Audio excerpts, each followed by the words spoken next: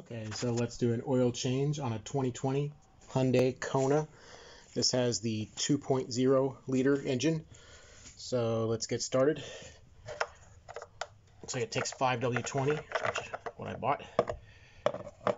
Take that off.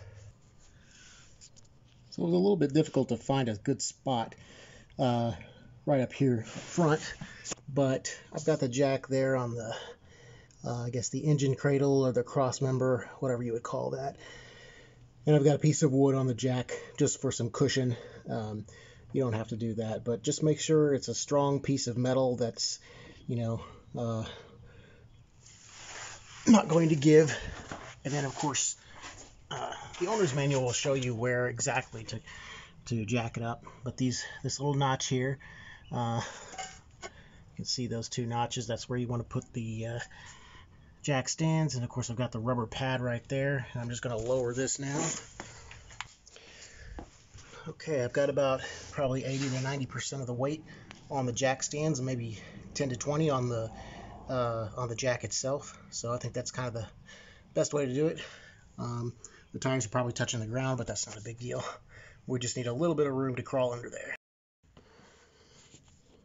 Can't ask for much better access than this. Let's see. There's the access to the oil filter. You should be able to just reach in with your bare hands and get it.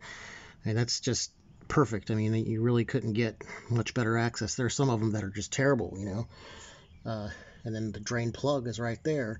So let's find out what we need to loosen. So I'm going to stick a deep well socket up there just to see what size it takes, because it's kind of hard to get a wrench up there. So let's try a 14. Okay, turns out it's a 17 millimeter, so let's go get... Now this is optional, but I do like to use 6 points whenever I can. So this is a 6-point wrench, 17 millimeter, and then I like to use stubby, but I don't have 6-point stubby. But I'll just choke up on this a little bit. I don't know the exact torque, but mainly you just don't want to over tighten it, so I just use a stubby or choke up on a regular wrench, and that should work. Okay, so it's just righty tighty, lefty loosey, and let me get this widened out a little bit here. Okay, now we've got the wrench affixed to the bolt, and here we go. Let's see, I don't know if you can see that or not, but there we go, broke loose. That's all we need. And now, I think you know the rest of how to do this. Get some cardboard underneath, and then just put the pan where it'll drain all of the contents in there, and I always end up making a mess, so I'm sure that this will be no exception.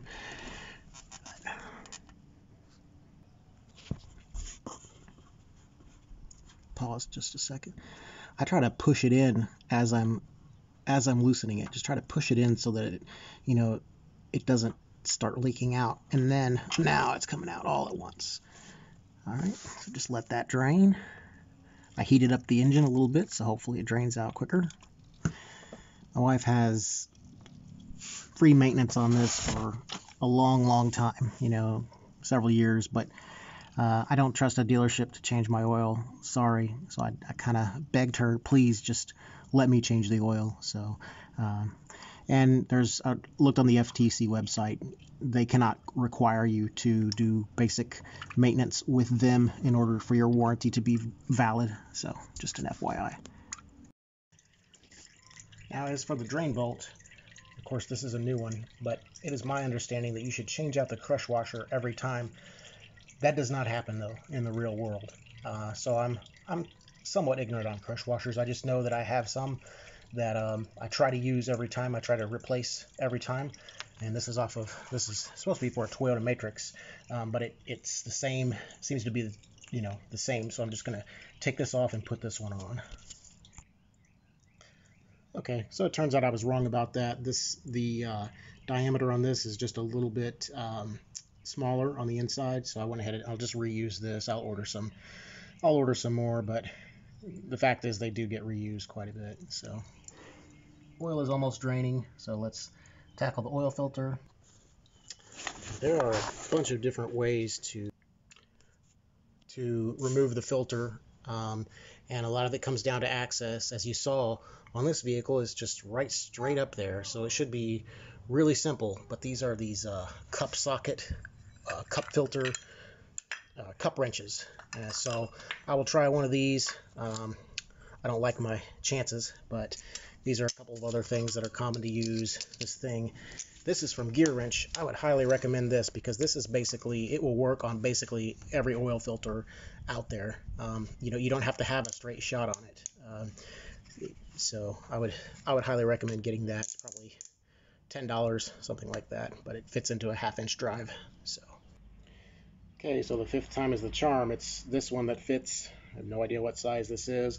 They differ by oil filter, not just by car, but by oil filter. So that's what makes these things such a pain in the butt. But I'm going to go ahead and use it. So, okay, when you're loosening stuff, I like to have as much leverage as possible. But that's not true when tightening. But let's get down here and do this.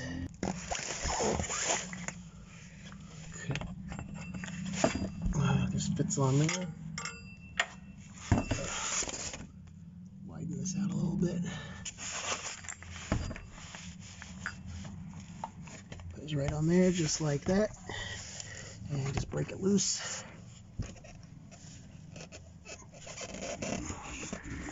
There we go. It's breaking loose. At some point, we'll be able to get it by hand.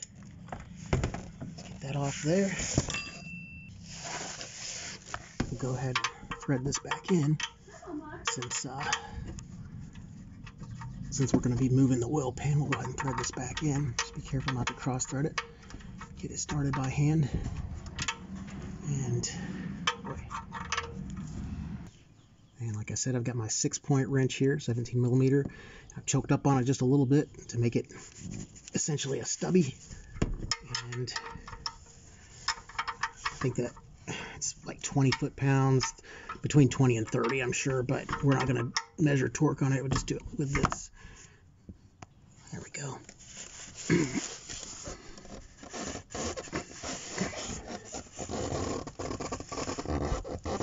Okay, there we go. Perfect. Scoop this down. Of course, I made a mess. I always do, but that's all right. So I'm going to just loosen this by hand now that we've cracked it loose. Just got to loosen it the rest of the way. Of course, it's getting everywhere. It's normal. Just keep spinning. Just keep spinning. There we go. And it looks like that was... Oh, I assume that was the OEM one. Yeah, it's the OEM one, and we got the OEM one at Walmart, so we're going to put that in.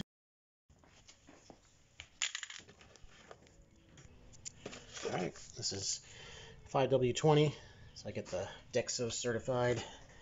That's the way to know you're getting good stuff, even if it's store brand, if it's Dexo certified. Yep. Of course, just try to pick that whole thing away. You don't want any debris to get in there. But yeah, this is advanced full synthetic. They just came out with this from Walmart. I don't really know what the difference is. It's probably a mobile one wannabe, 20,000 miles protection. I think their normal is like 10,000. So, but it's still all fully synthetic. This is the part number for the OEM oil filter.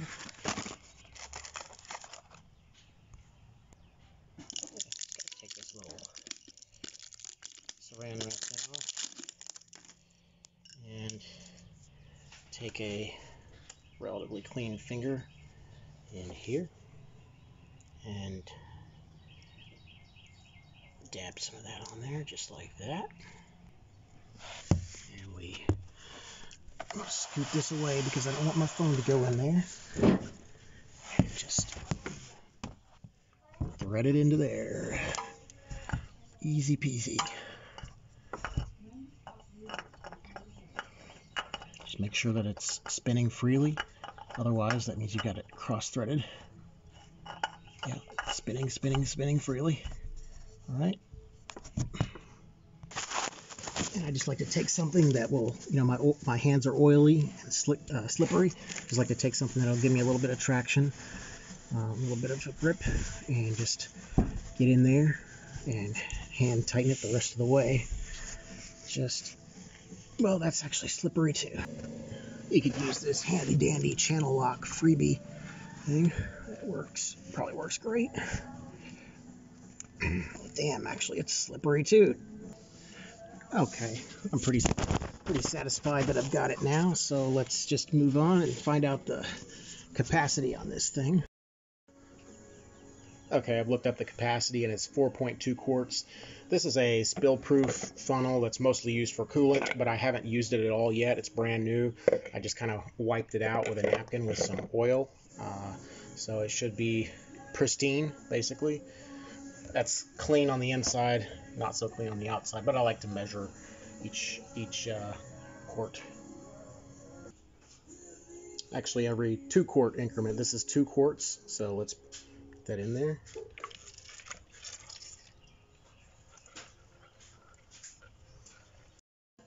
Okay, here are quarts 3 and 4.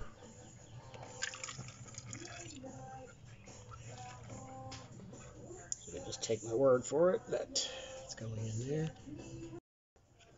And this is roughly 6.4 ounces, or 0.2 quarts. Put the cap back on.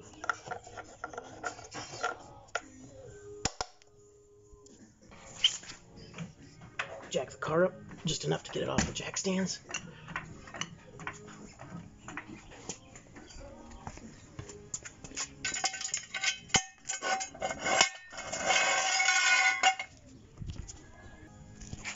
So go on the other side. Get your tools out of the way. Like I said, I always make a mess. It's okay. Lower the jack the rest of the way. Okay, need 2 hands to do that. And take the support rod off, put it right there. Remove your Rice Krispies treat. And we're done.